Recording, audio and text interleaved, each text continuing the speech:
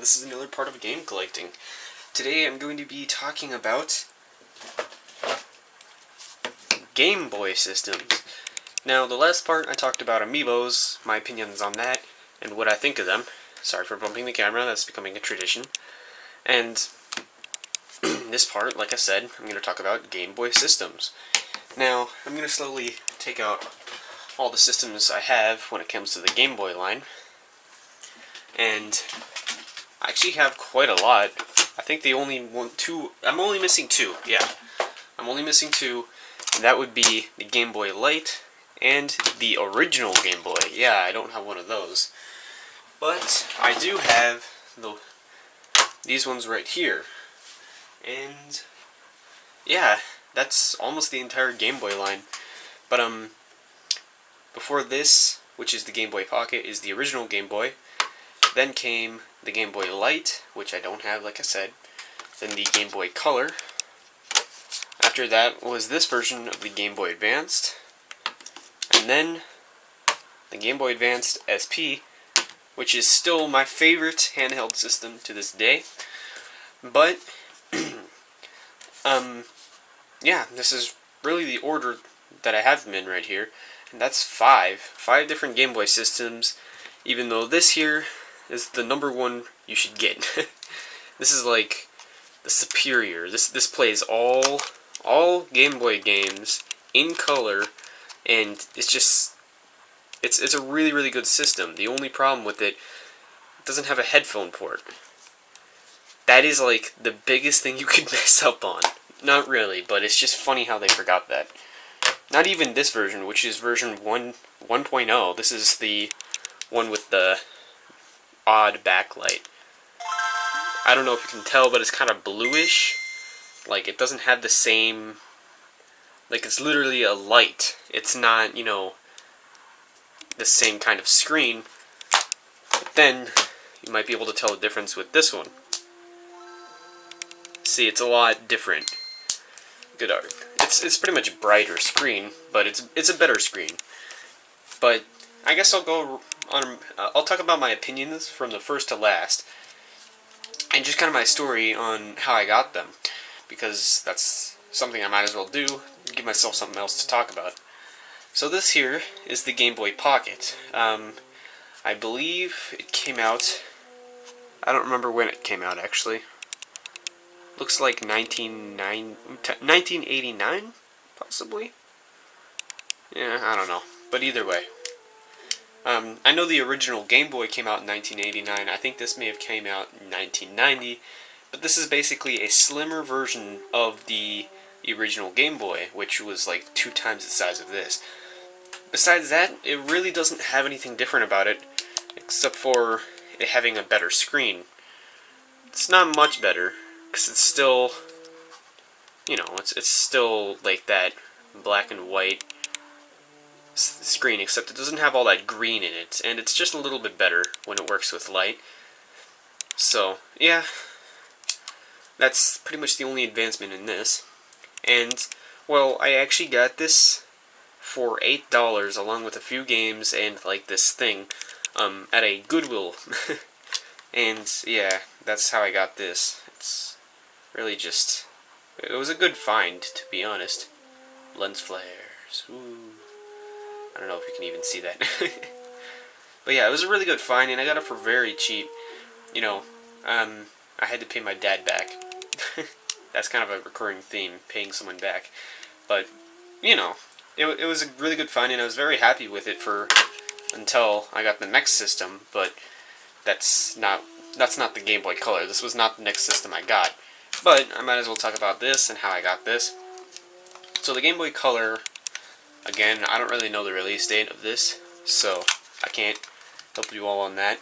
But this, basically, how I got this was, you know, it was just at a garage sale, I think. And I don't really remember a lot about this, simply because I barely played it. Want to know why? Well, it didn't last very long. And for some reason, it actually turned on this time. I don't know, it seemed like it was never working even when I did replace the batteries. But, you know, besides that, it's Pokemon themed. It's kind of cool. And overall, it's a really good system. It's the first color handheld game thing that Nintendo made, which was kind of cool. But it still didn't have a backlight. I feel like they could have added a backlight and just made it like $10 more, and then still probably would have made a profit off of it. It's a good system, but I never really used it. So, yeah. Next up is the Game Boy Advanced, just the regular one. Now, if this had a backlight, this would probably be my favorite system of all time. It does everything that this can do, the Game Boy Advance SP, except it doesn't have a backlight, like I said. Except it's more comfortable. That's what I really love about it. It's actually a really comfortable system. It's very portable, too. It's got a good-sized screen, too. A lot of good things about it. And it came in a lot of different awesome colors.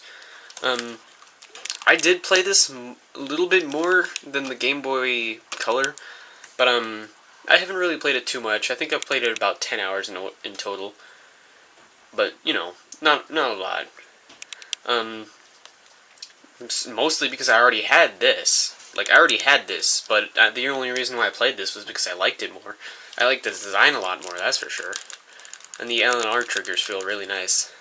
So how I got this? Again, I think it was just a garage sale. I could be wrong about that, though. I'm actually not really sure, though. Wait a second, actually. Let me think about it. No, actually, I got this for Christmas. Never mind. Yeah. I got it for Christmas. I forgot about that. So, yeah, it was a good gift. You know, I like it. I played it. Next up is... actually, I'll go to the green one first, because this one is actually the earlier version. This is the Game Boy Advance SP version 1, but, you know, it's basically exactly like this, except with a worse backlight. Like, it's the other kind of backlight, like I already explained. I never really played this too much. I probably put about 1 hour into it in total. That's probably less than the amount of time I put into this. Simply because it's actually in a really, really good condition. And, again, I already had this. This was actually the second Game Boy system I bought after the Game Boy Pocket. But that's basically why I didn't, you know, use this a lot. Now, this was actually more expensive. It was actually $25, but again, like I said, it's in really nice condition, and it's the green one, which you don't really see that too much, and it blends in with my wall. But yeah, this one I found it at a garage sale for $25. It came with a few other games, so it made it worth it for sure. Even if it didn't come with the games, it still would have been worth it though, because this is actually a really good system, and you know, I like it. Now on to the definitive one. The one that I put the most time in by far. I probably put about, I don't know, a long time, more than all these. In fact, you could probably combine all the time I put into all of these systems and put it in this. It probably wouldn't even compare it to the amount of time I put into this one alone.